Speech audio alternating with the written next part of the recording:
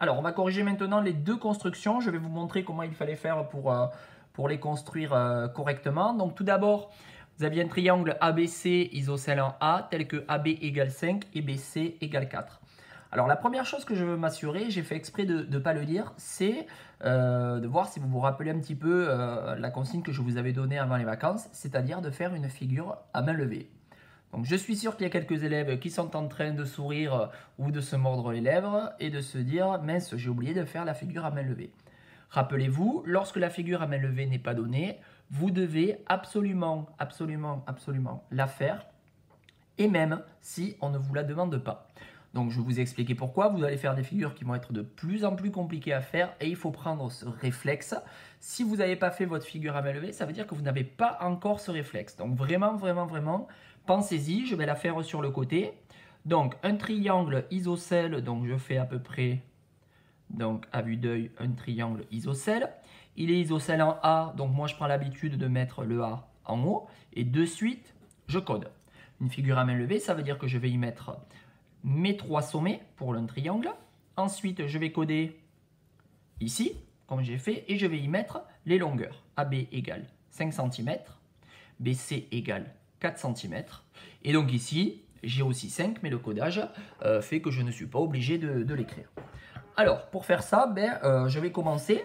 Donc, petit rappel, on est dans un triangle isocèle. Ça s'appelle la base, et ça s'appelle le sommet principal. Donc, je vais commencer par la base. 4 cm, donc je fais quelque chose de très précis comme d'habitude. Deux petits traits sur les côtés pour délimiter le segment. B, C. De suite, je mets les lettres. Et ensuite, je dois placer un côté de 5 et un côté de 5. Rappelez-vous, je suis obligé d'utiliser le compas pour faire ce genre de choses, pour tracer un triangle à trois côtés. Je n'ai pas d'autre solution que de utiliser mon compas. Donc, je prends un écartement de 5 cm et je vais faire un arc de cercle ici et ensuite un arc de cercle ici. Hop, je vais prendre un autre crayon pour pas dévisser le compas à chaque fois. Je me retrouve ici avec mon point A. Je relie.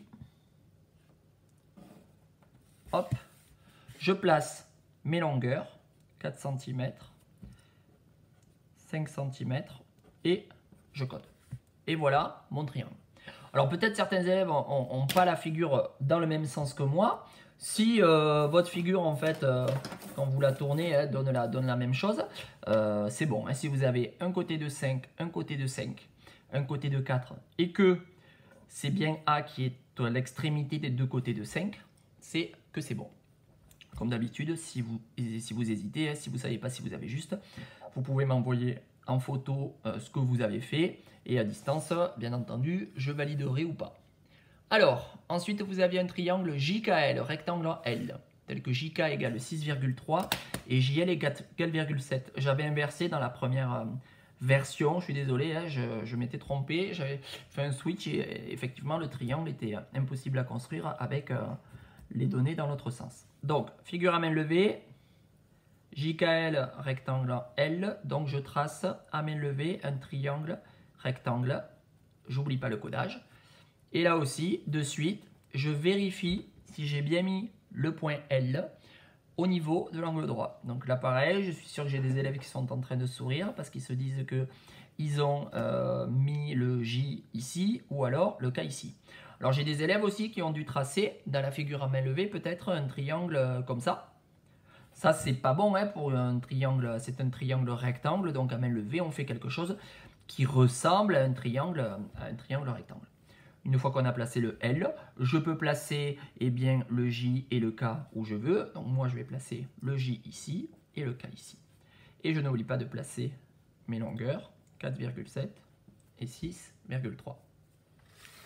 Une fois que j'ai fait ça, je trace mon côté de 6,3. Je commence toujours par un côté de l'angle droit.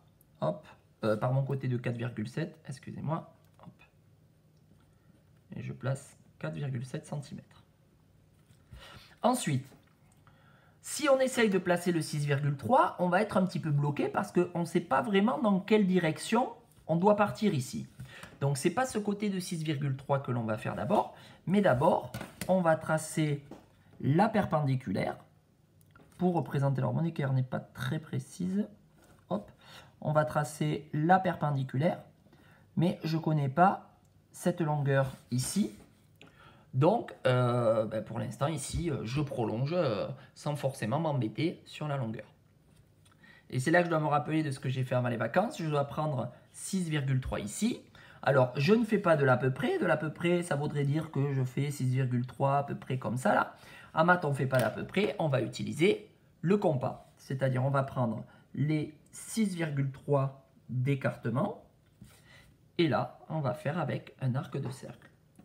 Donc là, pareil, pour que votre figure soit juste, vous êtes obligé d'avoir utilisé le compas. Si vous n'avez pas d'arc de cercle, eh bien, ça veut dire que votre figure n'est pas bonne. Et donc, qu'il faut la reprendre. Ensuite, on peut gommer tout ce qui est dépassé, mais on laisse l'arc de cercle pour bien montrer qu'on a utilisé la bonne méthode. Voilà pour ces rappels sur les constructions de triangles.